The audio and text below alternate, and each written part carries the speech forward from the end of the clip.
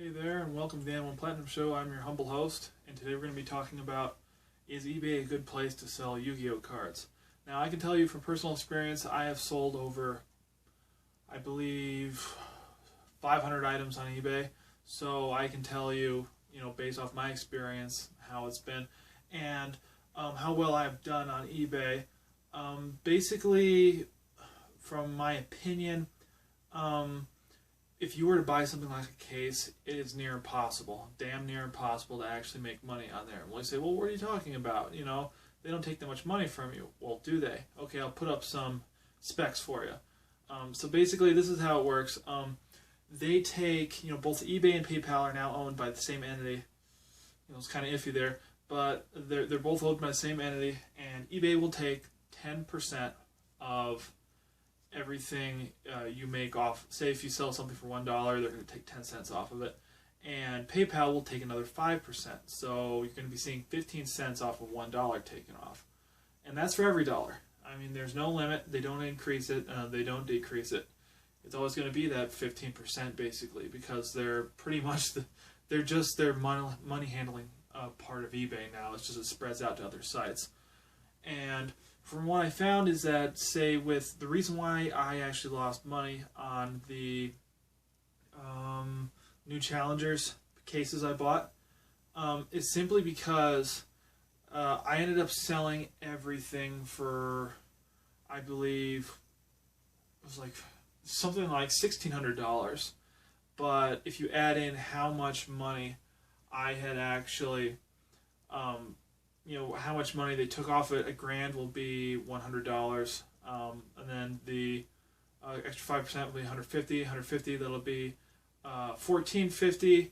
But then after shipping, you're going to end up losing $100, $150, especially if those are all sold individually. Like, those is a guesstimation. I do believe I made under $1,600, but it's kind of rounding up. But looking at it, I would say that if you're selling it online, eBay is probably your only option, because you could list on some other sites, but no one's ever going to see them. And I'd assume that the market, the competition for those sites is ridiculous. eBay, there's still some competition, but you typically want to be the guy that's selling it for the least. And you're not going to want to be the guy that sits on it for weeks, because by that point the card's value has already dropped to such a point. Like, look at Quillports. Quillports, they have in the last couple of weeks tanked in value. Quillport disc was 60 now, well 58 like to be precise, but now it's like down. I think from Mega Capital G it was like $40 a piece or cheaper. But those have tanked in value. Like, I remember Scouts, from when I started selling them at from $50 a pop, they dropped to 30, and now I believe they're 20 or less. So it's just ridiculous. I mean, a bulk of your money on eBay is going to be made from pre-sales, because if you just look at the pre-sales, basically, say Exciton Night for the Mega Tins, when that was listed for pre-sales, that was a $25 to $30 card. Everyone was buying those up thinking it was going to be way higher, but because there's so many pre-sales, that by the time it actually came out, it ended up only being like $15. And then it actually started to creep back up to 20, but then down to 15 again. Just simply because it's very similar kind of the stock market, and how it's all based on supply and how much people want it. And there's an almost bottomless supply of cards, but but people are wanting to buy more cards than there are other people, basically, because some people will be buying a play sets of stuff like Exciton. You're never going to run a play set, but they know that it's always going to be valuable, especially if it's Exciton. Konami's not likely to actually reprint that anytime soon in like a lower form, like a common or a super, or in a tin or anything like that. I'd say the most likely place it would show up again is a tin, but not anywhere in the near future, because in the last couple of years Konami has really been, they only release something like 2 tins once a year. Just because I remember back in the day when they released like 12 tins every 6 months, like Rocket Warrior, Panther Warrior, if you're old enough to remember that. But yeah, look up some of those are pretty cool. But anyway, the eBay, basically you're going to be looking at the shipping costs. You're going to be looking at kind of price gouging that you're going to want to do. which is kind of hurts me to say something like that. But you know, if you are a business, you need to make money, and you are cranking up the price higher than it probably should be. But if someone's willing to pay for it, are you, you know, is it unreasonable to ask that much if the person's willing to buy it off you? The answer is no. I mean, the card may, end of the day, only end up being worth $15, but you know, if someone's willing to pay $25, you need to know that, you need to anticipate that, and you need to put up those pre-orders on there. Even if, now, one of the risks about doing that is, if you do the pre-order thing, you have to kind of adjust your quantity, because you don't want to sell more of those than you're actually going to get, but it's extremely difficult to tell how many of those you're going to get, and you just can't say, oh, oops, ran out of stock, and refund 8 people, because if you do that, then you're going to get negatives. There are going to be people that do not like that at all, especially, you know, because, and there's no way you could actually get away with it, because, you know, what are you going to tell them after it releases? Oh, sorry, I can't give you the card you've been waiting 3 months for. I mean, it's just, it's ridiculous. And another thing, with eBay, you're going to, as costs, you know, as the PayPal fee, the eBay fee, you're already paying to ship it. In addition to shipping it out there, unfortunately, you're going to have to buy insurance for 85% of the stuff you sell. Like, I bought this thing from Simply Unlucky once, and it was a $12 card, right, Geki? It was from LCYW, Yugi's World. I think so. It was either Joe's World, I can't remember. But I bought it off of him, and he had shipping and he had insurance and tracking for it. And that was only a $12 card, so that means that he would have only got $7 in his pocket. But of course, you know, it's about, I believe it's 70 cents and then another 35 cents because of PayPal. So you're looking at $5.85 into his pocket for a $12 card. And the reason why you do that, I'm going to tell you why.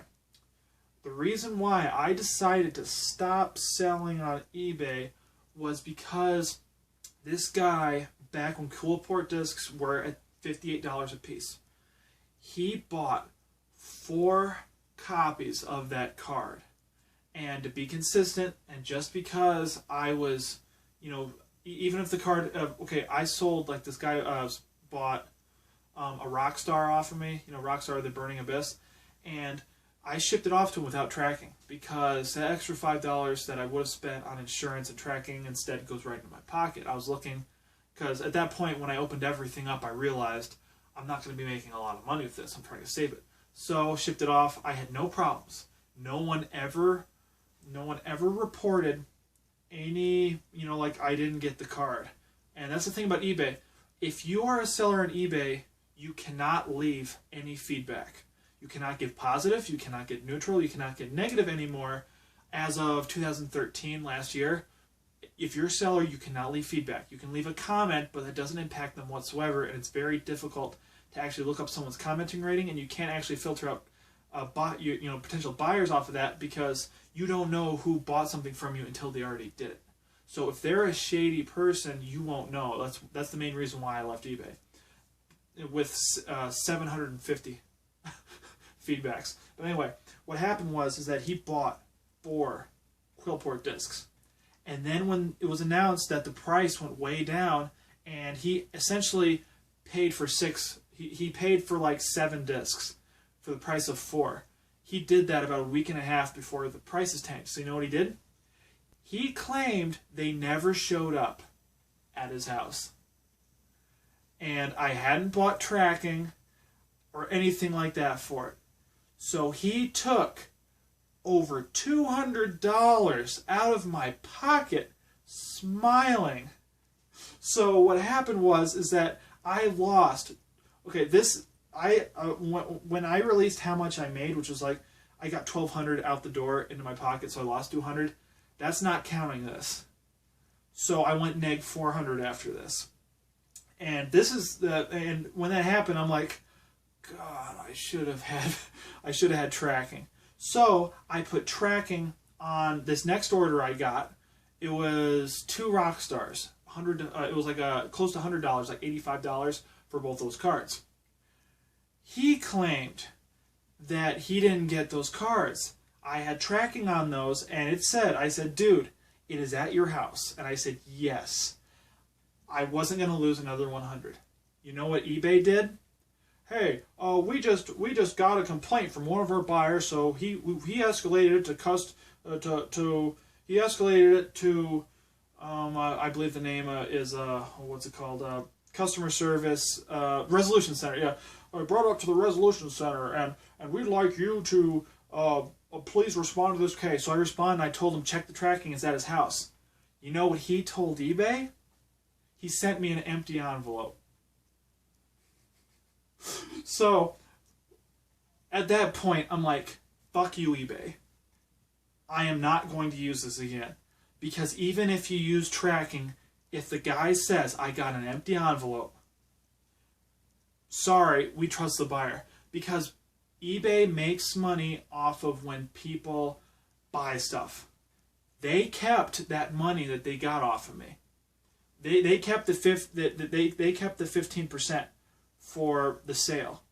And then they expected me to repay that guy $85. So after that, I could have I was pretty sure I wasn't going to go on eBay again after the discs. But after this horse shit, I said, fuck eBay.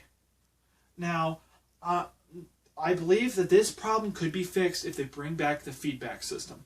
Because back in the day, the way it worked is that if you had somebody like that, if you had a shyster, then eBay would automatically kick them off saying, we don't want you to be part of eBay. Because they would have like a 60% feedback rating. Every buyer has a 100% feedback rating anymore.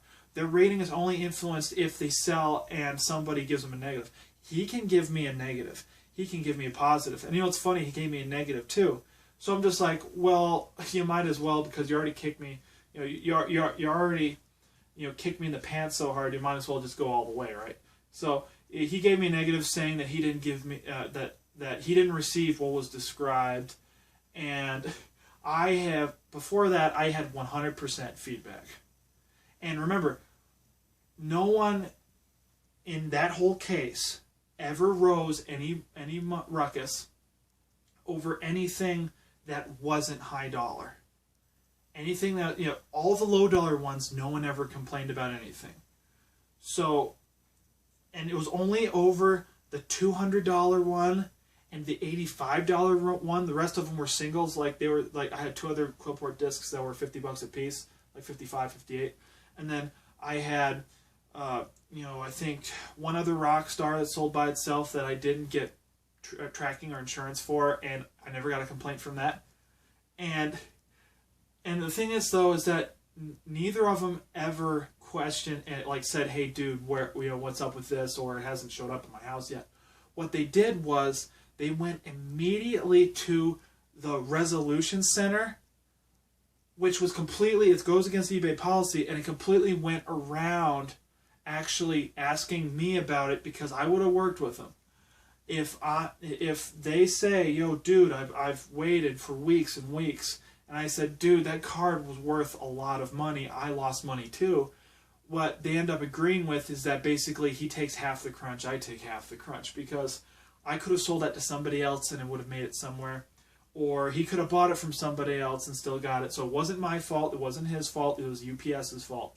So that's how it would work. I've done that like maybe twice before, and they would always agree to that. But it was over low dollar amount items. I've never had, that's basically probably my first and last encounter with a dollar amount that high. And it was $200, and he got it for free. And then you know what I found on eBay? He relisted them shamelessly with his same account with the same quantity. He didn't just want his money back. He wanted to make money off of it. So I would say no. eBay is not a good place to make money selling cards. Now, assuming even if a situation like this doesn't happen to you, remember this, is that if I had sold all the cards in person, which is impossible for something like this to happen, but anyway, if I had sold these in person without all those fees, I would have made $200 off of this entire, maybe even like $250 off of this entire case, or both cases. I would have made hundreds of dollars, but because of it, I lost $150 to $200. So I would say, yeah, eBay is not a good place. It is not a good place to sell cards. And there are some other sites out there that you can list that are just on the internet, but I'd say in person, because you cannot make money selling commons on eBay. You typically have to list 200 of them for $5 with $6 shipping, because you need one of those flat rate UPS boxes or USPS boxes. And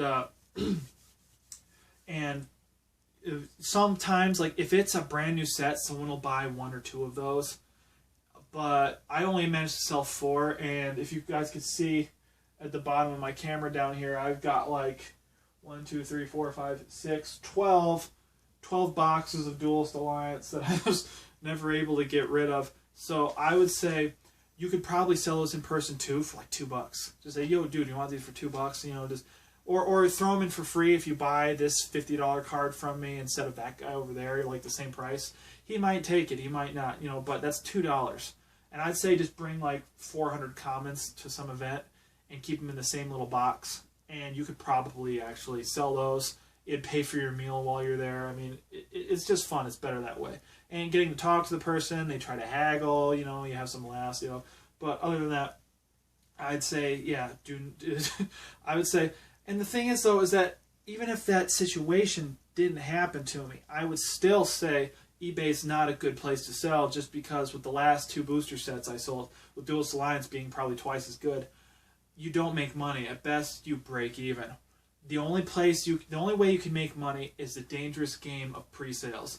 But if you're not a business and you didn't buy like I bought 2 cases, that was a ridiculous amount of money for me. Like, I invested in it. But if you were like, you'd have to buy like 6 cases, which is an ungodly amount of money. You know, you'd have to buy like 6 cases to actually be able to say, you know what, quantity X tonight, 10 of them. You put 10 of them on there for $25, because you need to scalp the prices, which that sounds so bad, but you know, you're having the price as high as you can basically put it. And if someone feels as though is that, you know, I'd be willing to spend that much for it, then that's fine. That's completely good.